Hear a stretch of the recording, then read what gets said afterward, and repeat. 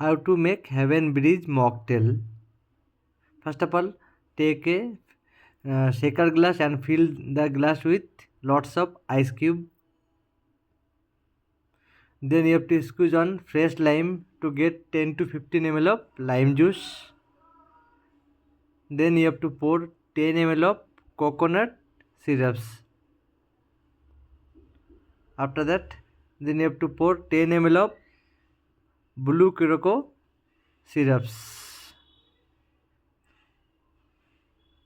Then pour 180 ml of pineapple juice. This is very fancy mocktail.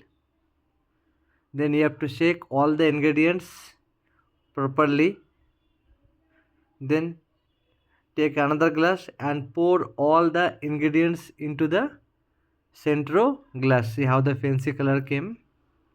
Then you have to take another glass and you have to pour 10 ml of Grenadine syrups or pomegranate syrups. Then you have to pour 120 ml of Ultra Monster. After that, you can add some more ice cube for the layer. This is a 2-layer mocktail. Then with the help of bar spoon, slowly you have to pour that mixture of grenadine syrups and monster on the top of the glass. See how the two fancy color mocktail is ready.